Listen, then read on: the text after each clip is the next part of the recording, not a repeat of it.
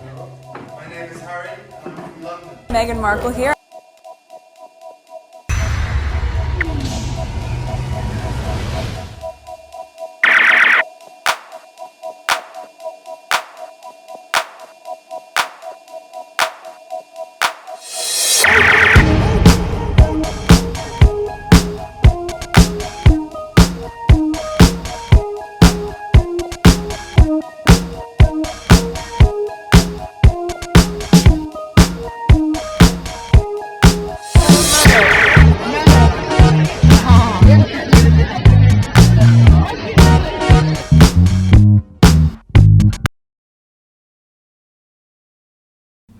Today is December 12, 2023. It is 2:15 a.m. and this is video number 2. I'm gonna continue from my previous video. Alright, so this is my back end. 3,630 subscribers, new subscribers, welcome. My revenue 266.58. Let's go to analytic. Just the typical. Okay, the last 48 hours, 3,759 views, and there's my subscription match with my previous page. Okay, so let's go on Twitter, and this is the tweet. All right, if you want to look for more of the Harry and Meghan tweets, it's video 1. Okay, this is a continuation. Okay, so busy throwing money at Rwanda, and they didn't compensate the Windrush generation. The 80-year-old Ruth Williams, part of the Windrush generation, is fighting to receive compensation, which she says is due from the Home Office for losing out on decades of her pension, despite having a British passport. She's worried she's running out of time. And that's exactly what they're trying to do here. Hopefully her grandchildren benefit, continue with that. Okay, so let's listen. I didn't listen to it. It's 3 minutes and 5 seconds. Do you feel British? I did until I had to go through all that. So in 1980, I went to the passport office to renew my British passport, which you've seen, and they said I couldn't have my passport renewed. After October 1979, the country where Ruth Williams was born became independent.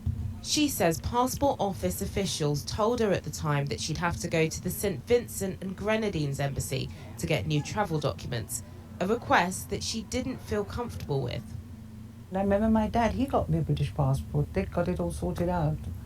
I only knew a British passport. I didn't know any other passports because I left St. Vincent and came straight to England. So that changed my life completely and my children's life too.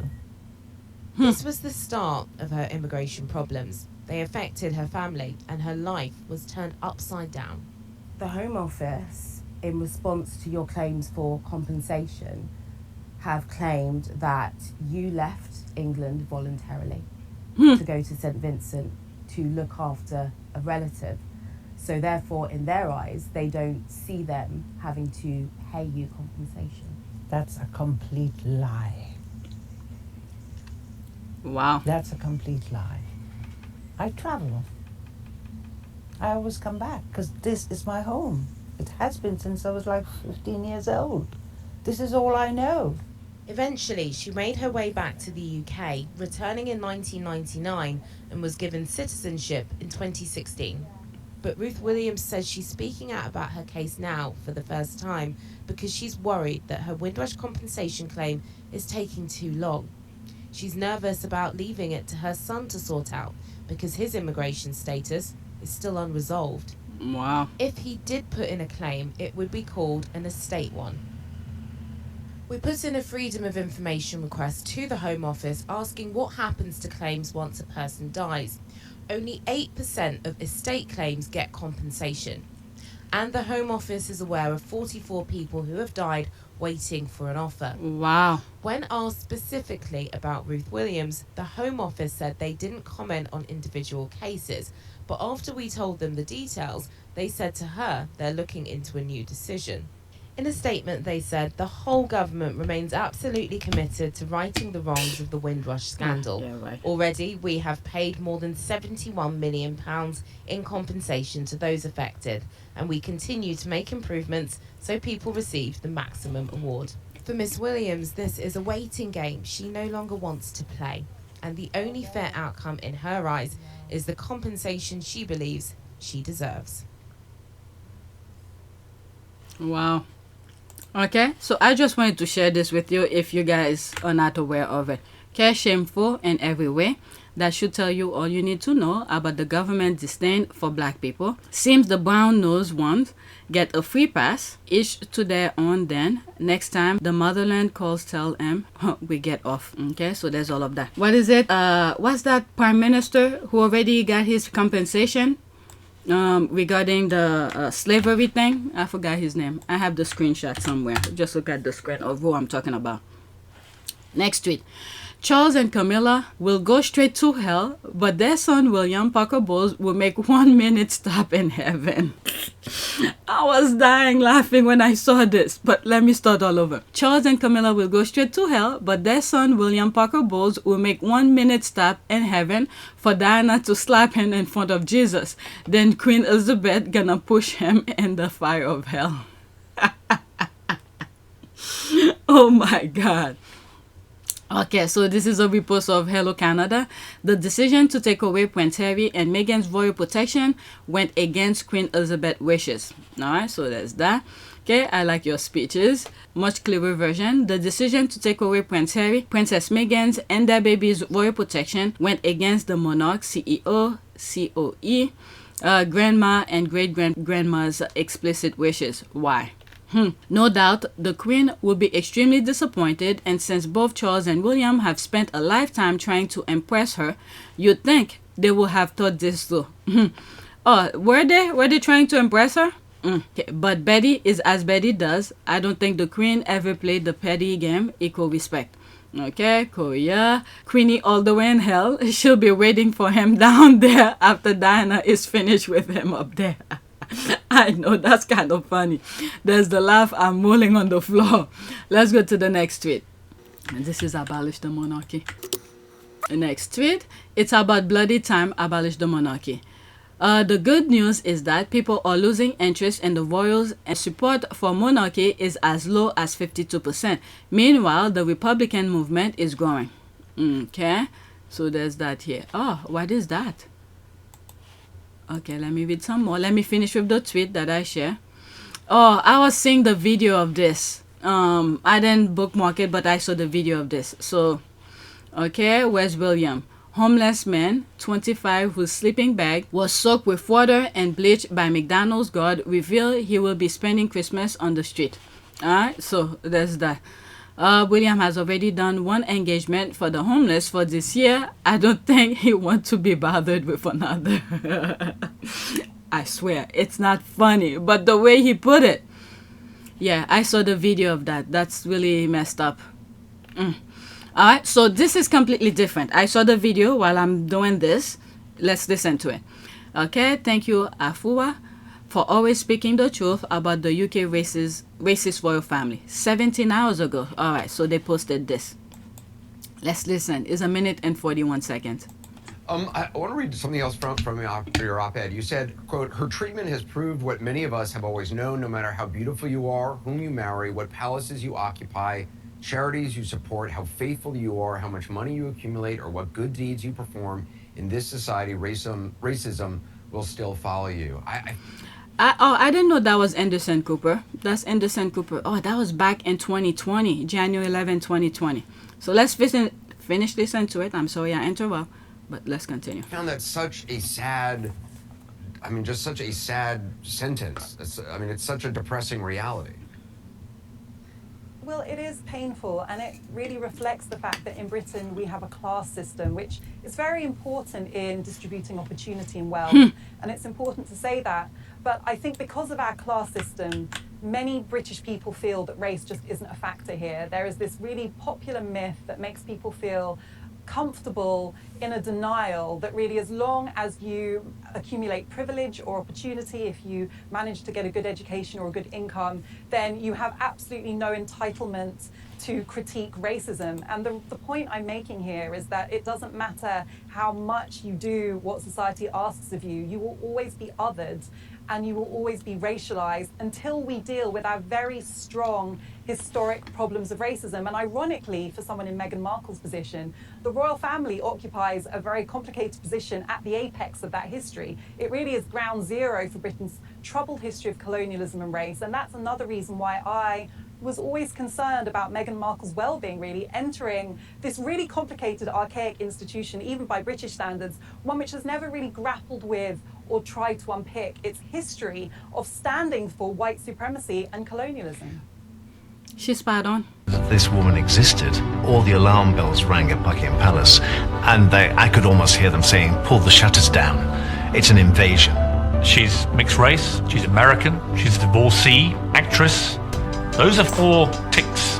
No member of the royal family, the senior members, ever thought they would see having to be ticked when it came to Harry's bride. All the things that frightened the royal family have suddenly arrived on their doorstep. I can hear Diana laughing now. Meghan's marrying into a family which has, to put it mildly, a dodgy track record on race. It's not Meghan Markle's problem, it's their problem. She's spot on. And then whenever they raise that issue, when you think they will tackle it, they brush it off.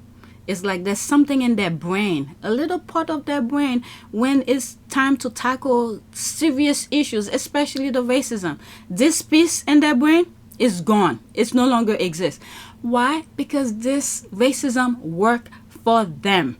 And then you have idiots, okay, black idiots, who's helping support their cause. Not her. You could see based on her talk, she stands for herself. And this is why they don't like Dr. Shool over there. All right? They speak facts. I like the way she explained that.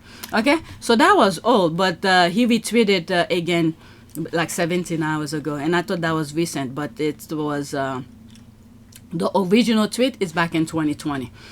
Wasn't she in the, what do you call this, in the docu-series or something like that? All right, next tweet. Or is it a magazine? I don't remember. But anyway, next tweet. This one is funny. Yeah, I don't know why this picture always make me laugh. Look at the guy. It's like enough, but he still wants to stay. That's embarrassing. That is embarrassing. Look at his face. Look at me. Look at me. Meanwhile, you... what goes in his head in a moment like this? Oh my God. So there's me here 10 hours ago. That's his chap moment. Okay, face your front, sir. All right, that's an ad. Okay, he was like, keep moving. 50 other actual leaders want a pic with me. There's a laugh. I cannot see this. This post is unavailable. They remove it. There is something we say colloquially back home that this pic always remind me of your way is your front. The look of a party crasher when the host asks, who are you? And better yet, who invited you? Really being lined up for his Disneyland paid up souvenir photo to take home to daddy. There's here, time's up. All right, so let's go to the next tweet. I mean, it's embarrassing just looking at him like that. But he embarrassed the wife, so that was his chap moment. All right, this one I share with you in my community, but, well, he wasn't lying when he said he can spot her in 1,000 crowd. There's a laugh. It's the way he's the only one looking at a different direction for me. Okay, so there's Harry right there. Look at his face pointing this way to Meghan, and everybody else's face pointing this way. Oh my goodness. Let's go to the picture bigger. There's Harry, and I believe this is what is it? Melania Trump's. And who's that? I don't know who's that. Okay, so there's Meghan here with, what's this guy? That's one of Meghan's friends. Okay. There's here. Oh, my guy. I don't think he was paying attention to anything that was going on. I mean, they came up with that stupid protocol because they're not married. This, he cannot be next to him. Whatever. Okay, I remember seeing that photo and thinking this man is seriously in love. It was so sweet. Even institution knew earlier on that Harry wasn't willing to let her go, from issuing a statement in 2016 to fetching her from the airport.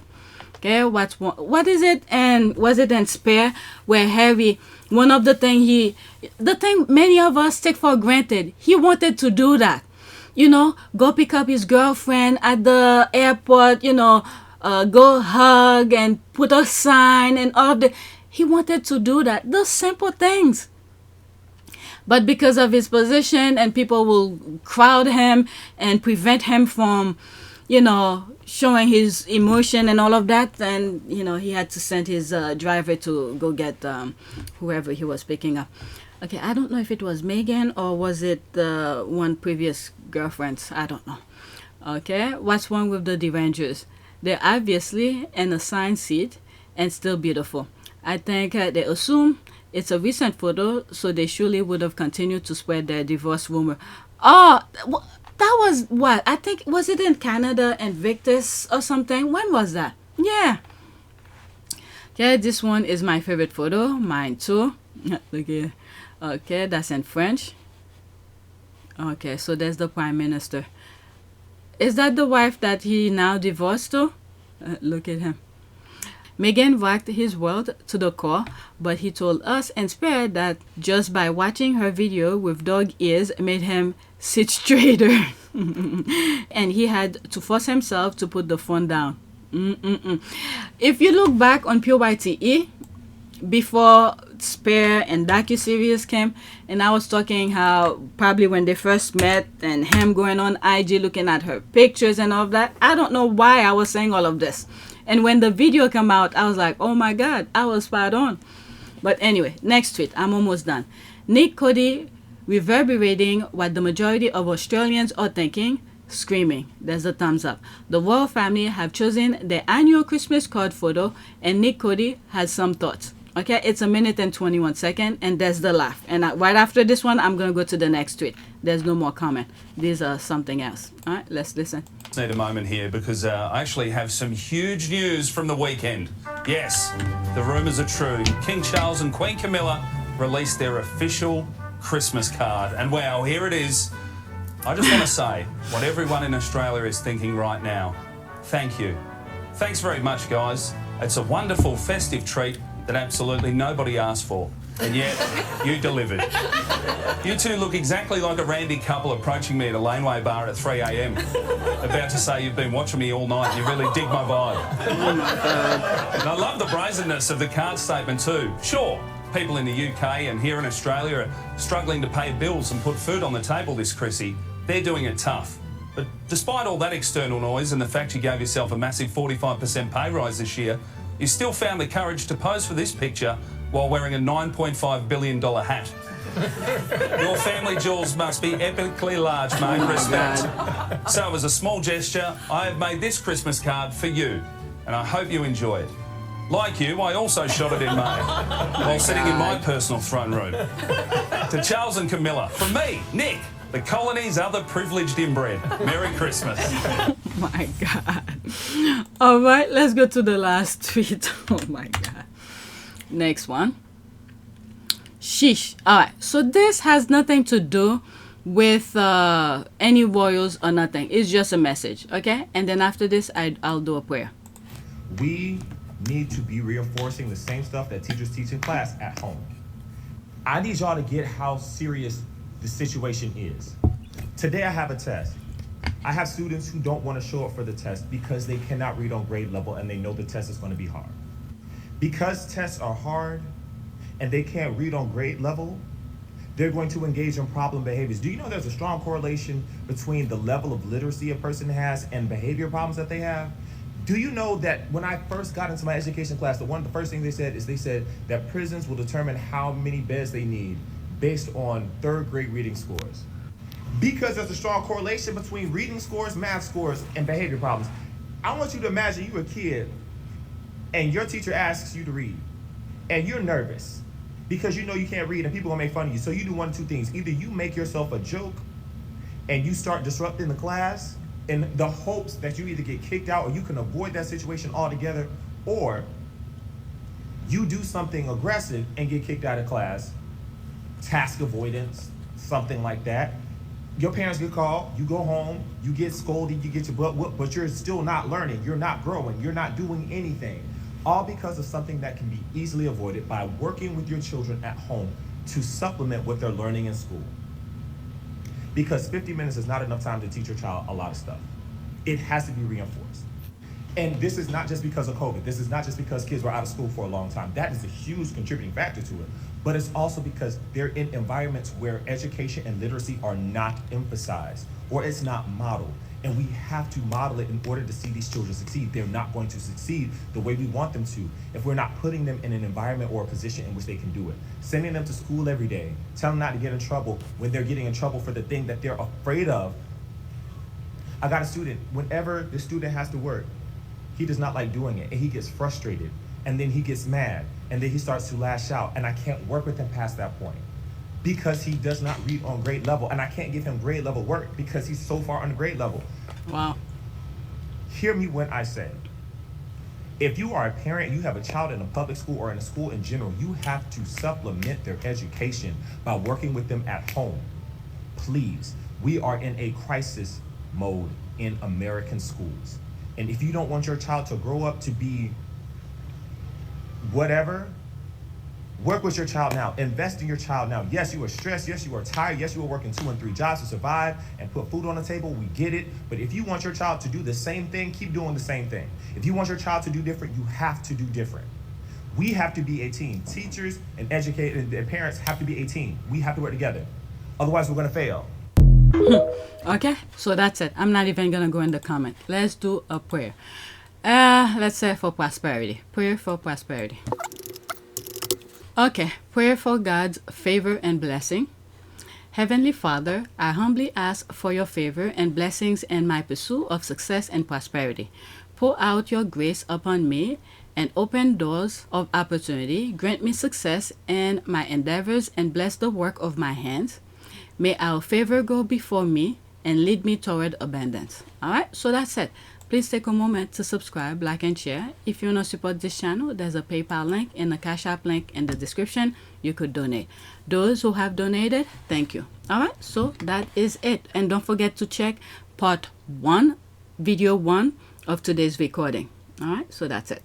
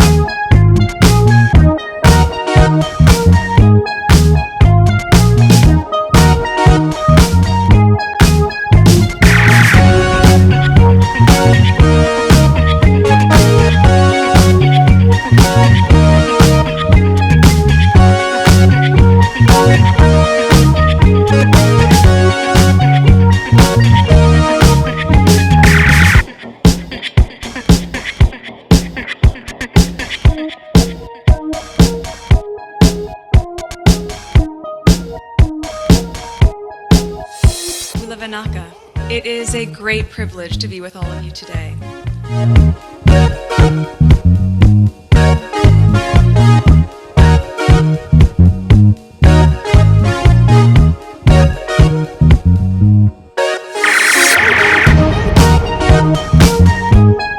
You know, we ask for forgiveness and please come back.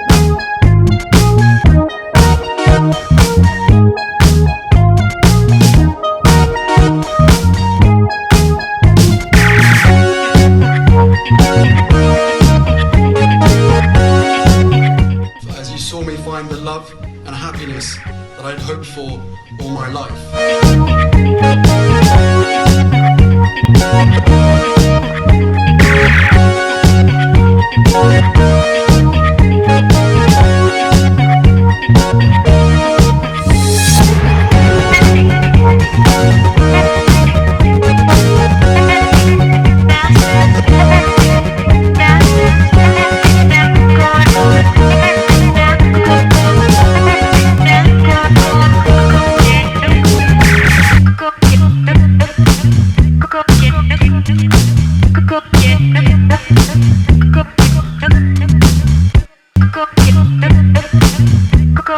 You are all in this together, and if I may speak personally, we are all in this together. Because asking for help was one of the best decisions that I ever made. You will be continually amazed how life changes for the better